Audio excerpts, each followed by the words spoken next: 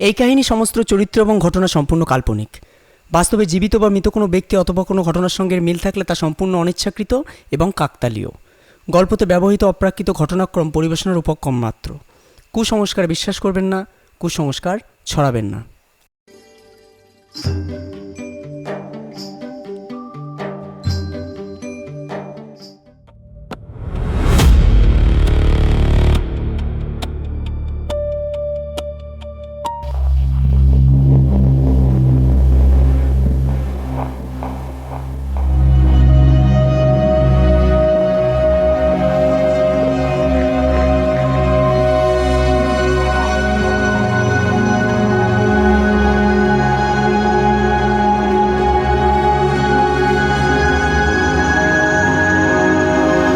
নাটক বাঁদরের পা।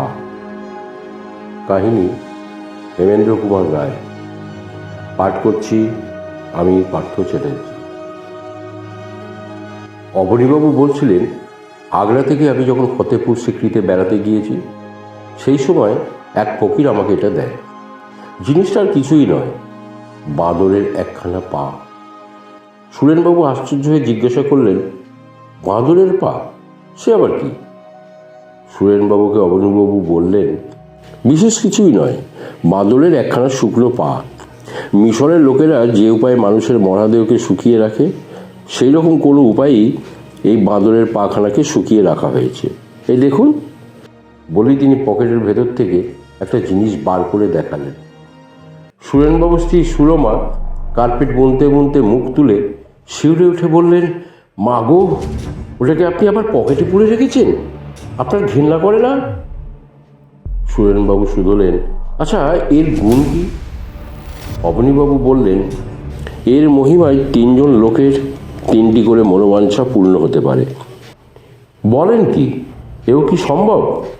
হ্যাঁ, প্রথম এক ব্যক্তি এই জিনিসটির গুণ পরীক্ষা করেছিল। তার প্রথম 2টি ইচ্ছার কথা আমি জানি না, কিন্তু তৃতীয়বারে সে মরতে চেয়েছিল। তার সেই ইচ্ছাও পূর্ণ হয়েছে। কি ভয়ানক! আর কেউ এর গুণ পরীক্ষা করেছে? অবনীবাবু একটা দুঃখের নিঃশ্বাস ফেলে বললেন, হ্যাঁ, আমি করেছি। কিন্তু পরীক্ষা করে যেটুকু বুঝেছি যে অদৃষ্টে যা আছে তাই ঘটবেই। নিয়তির বিরুদ্ধে কেউ যেতে পারে না। তাই এই জিনিসটাকে আজ আমি গঙ্গায় ফেলে দিতে যাচ্ছি। সুরেনবাবু বললেন, সে কি কথা? আপনার কথা যদি সত্যি হয় তাহলে তো বলতে হবে যে এর শক্তি এখনো ফুরোয়নি। এখনো আর একজন লোক এর কাছে 3টে ইচ্ছা প্রকাশ করতে পারে। হ্যাঁ, তা পারে। তাহলে ওটা আমাকে দিন না কেন? সুরেনবাবু আটকে উঠলেন। বলেন কি অবনীবাবু, আমি আপনার বন্ধু হয়ে এমন শত্রু কাজ করতে পারবো না। কেন? আপনি জানেন না, এ হচ্ছে সাংঘাতিক জিনিস। একে পরীক্ষা করা মানে হচ্ছে অমঙ্গলকে ডেকে আনা। সুরেনবাবু সকৌতুকে হেসে বললেন, আমি এসব গ্যাজারপুরি কথা বিশ্বাস করি না। তবু দেখাই যাক না আপনার রূপকথার ভিতরে কতটুকু সত্য আছে। ওটাকে গঙ্গায় ফেলে না দিয়ে আমার হাতে দিয়ে যান।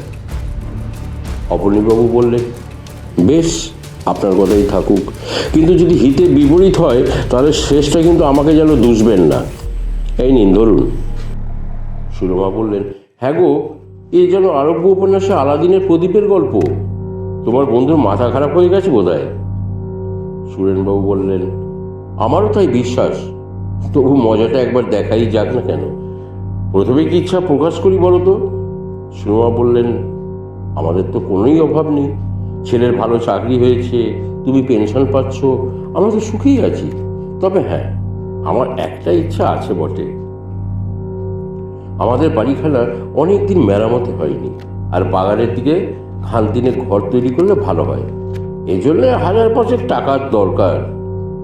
সুরেনবাবু হো হো করে হাসে বললেন, 1000-5 টাকার দরকার? তার ভাবনা কি, এখনই তোমাকে দিচ্ছি। এই বলেই তিনি বাঁদরের সেই শুকনো পাখানাকে হাতের উপরে রেখে বললেন, আমাদের 1000-5 টাকা দরকার, বুঝেছ? 5000 টাকা। তারপরে তিনি আর্তনাদ করে বাঁদরের পাখানাকে টেবিলের উপরে ফেলে দিলেন। সুরমা ব্যস্ত হয়ে উঠে বলল, ও কি, তুমি অমন করছো কেন? অমন করে উঠলে কেন? সুরেনবাবু সভয়ে বললেন, আমার ঠিক মনে হলো বাঁদরের ওই পাখানা যেন আমার হাতের ভিতরে নড়ে উঠলো। সুরমা বললেন, না না, ওটা তোমার মনের ভুল। চলো, রাত হলো, এখন বসে আর পাগলামি না করে দিয়ে গেল। সুরেনবাবু দেখলেন তার একখানা পা নেই। পরের দিন সকালবেলায় চা পান করতে বসে সুরেনবাবু সুরমার কাছে কালকে রাতে স্বপ্নের কথা বলছিলেন। সুরমা হেসে বললেন, কিন্তু আজ ঘুম থেকে উঠে তুমি বিছানাটা ভালো করে খুঁজে দেখেছো তো? বাদুরটা হয়তো আমাদের টাকা দিতে। বলতে বলতেই থেমে পড়ে সুরমা, চমকে উঠে সন্তুষ্ট স্বরে বলে, দেখো দেখো, ওদিকে দেখো। বাগানের একটা বট গাছের ঘন পাতার ফাঁক দিয়ে দেখা গেল একটা বানর মুখ বাড়িয়ে বসে আছে। সুরেনবাবু সহজভাবেই বললেন, পাড়ার ঘোষেদের বাড়িতে দুটো বাঁদর আছে জানো না, একটা কোনো গতিকে পালিয়ে এসছে আর কি। বানরের মুখখানা আবার অদৃশ্য হয়ে গেল।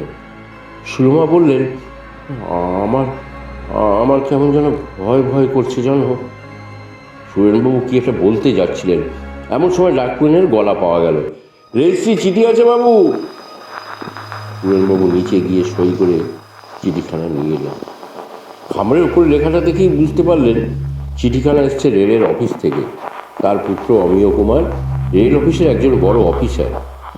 চিঠির বক্তব্যটা ছিল এই, প্রিয় মহাশয়, আপনার পুত্র অমিয় কুমার সেন রেলের কোনো কাজে হাজারিবাগে গিয়েছিলেন।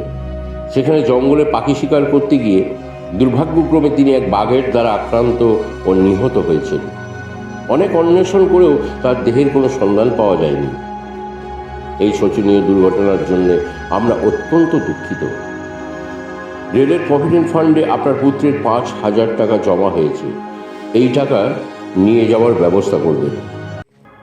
বাইরে একটা পেঁচার চিৎকারের সঙ্গে সঙ্গে ঝোড়ো হাওয়ার গো গো করে উঠল। একটা টিকটিকি দেয়ালের উপরে টিক টিক করে ডেকে উঠল। অদ্ভুতভাবে ঘড়িটা নিস্তব্ধতা ভঙ্গ করে টিক টিক টিক টিক করে যাচ্ছিল। তারপর সব স্তব্ধ। সুরেনবাবু বললেন, দেখলে তো, ও বাদরের পায়ের কোনো গুণই নেই। আমি এখন শুতে যাই, তুমিও এসো।